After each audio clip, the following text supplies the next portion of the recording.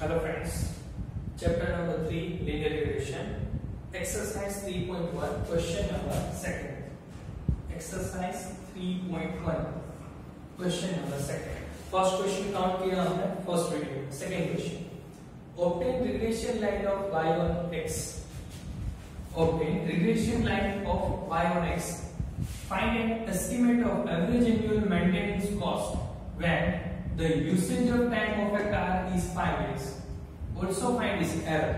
तो फर्स्ट यहाँ क्या लिखा हुआ है, time of usage of a car.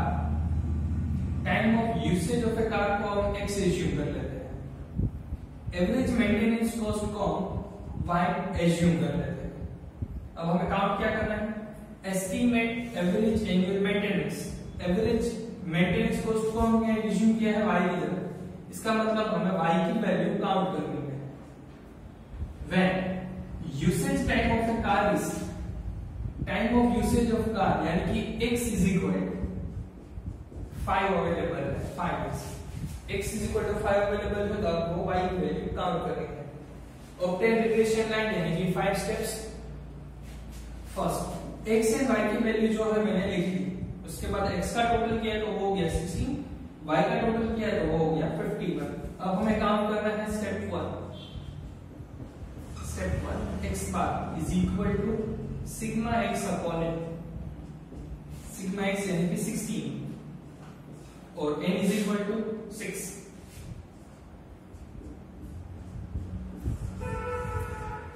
x bar answer बन जाएगा. Step 2, y bar is equal to sigma y upon n. Sigma y यहाँ टोटल किया तो वो है 51. 51 डिवाइडेड बाय 6 y bar. मालूम है कि दोनों के आंसर परफेक्ट आंसर में नहीं रहने वाले, पॉइंट में आंसर में अमाउंट जो अवेलेबल है वो है स्मॉलर वैल्यू. तो आपको थर्ड स्टेप यूटिलाइज करना है. स्टेप नंबर 3, b काउंट करने के लिए n sigma xy minus sigma x into sigma y upon n sigma x square minus sigma x whole square.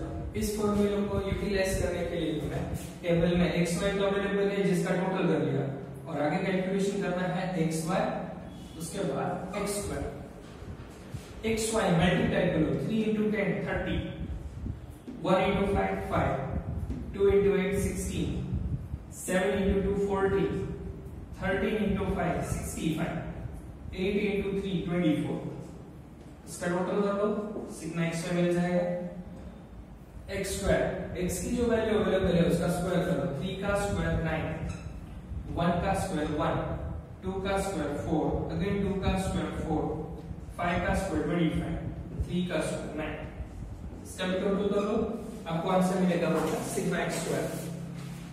चलो पहले हम यहाँ टोटल कर लेते हैं. 30 plus 5 35, 16 plus 14 30, plus 65 plus 24 यानी कि 154. इसका यहाँ टोटल कर दो. 9 plus 1 10 plus 4 14 plus 4 18, 18 plus 25 plus 9 यानी कि 52. ये टेबल हो गया. स्टेप 1 x बार के लिए 16 डिवाइडेड बाय 6 यानी 2.66 कंटिन्यू हो रहा है. 67 लिख देते हैं. 51 डिवाइडेड बाय 6 यानी कि 8.5.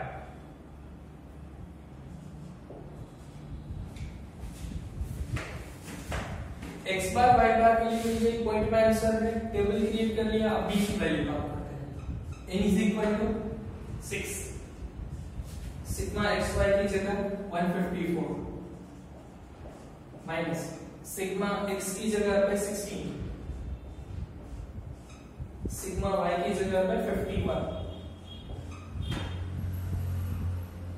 n की जगह पे क्या लिखा हुआ है 6, sigma x square 52, sigma x यानी 16 स्क्वायर. अब मल्टीप्लाई कर दो.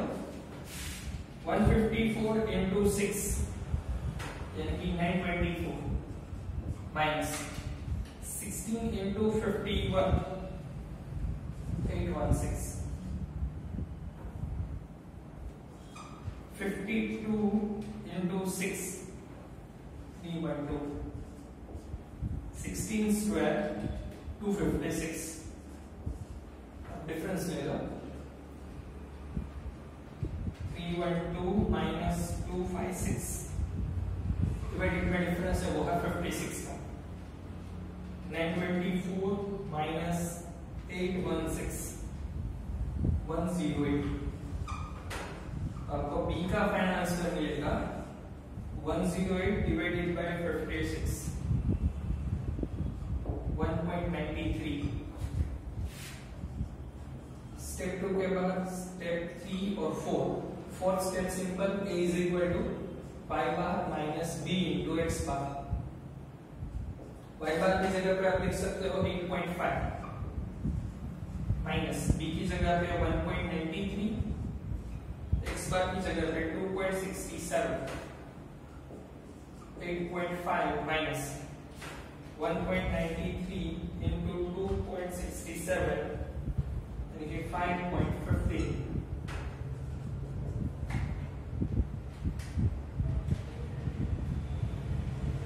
3.35 step 1 x bar y bar b a अब हमें काउंट करना है रिग्रेशन लाइन स्टेप 5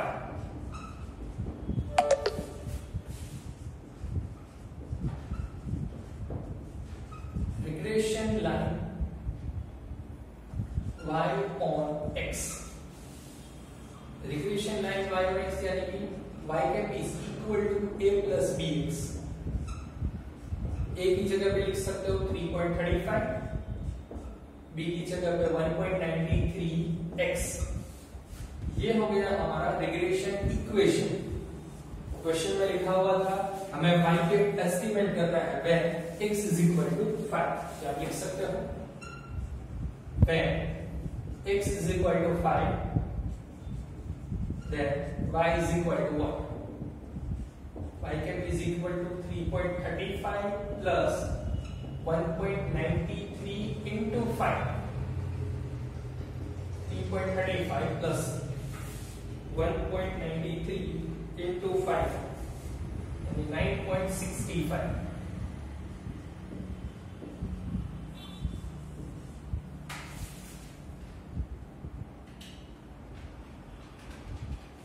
इसका टोटल करोगे तो आंसर रहेगा 30 और आंसर y का 1000 रुपीज में 30,000 रुपीज एस्टिमेटेड आंसर है एस्टिमेटेड आंसर तो ये आंसर हो गया अब लास्ट में लिखा है also find its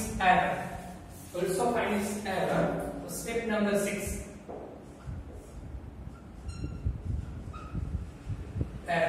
error e is equal to y cap minus 1 error कब काउंट करनी है when x is equal to 5 available है तो हमारी एस्टिमेटेड वैल्यू आई थी हमें 30 लेकिन पहले ही आंसर में लिखा भी हुआ है अगर x की वैल्यू 5 हो तो y की वैल्यू क्या है 30 तो यहां भी 30 लिख सकते हैं हमने एस्टिमेट किया जब x की वैल्यू 5 थी तो भी y का आंसर 30 है पहले भी आंसर अवेलेबल था 5 minus 30 तो 30 minus 30 यानी कि 0 यानी कि एरर कुछ नहीं है लेकिन हाँ थोड़ा बहुत डिफरेंस आंसर हो तो ये लिख सकते हो कैसे हो सकता है फॉर एग्जांपल मैंने यहाँ लिखा था 1.93 लेकिन वो एक्चुअल आंसर है 1.928 समथिंग यहाँ मैंने लिखा है 2.67 तो 2.66666 तो शायद यह मल्टीप्लिकेशन में कुछ डिफरेंस है तो डिफरेंस a में आएगा तो y के b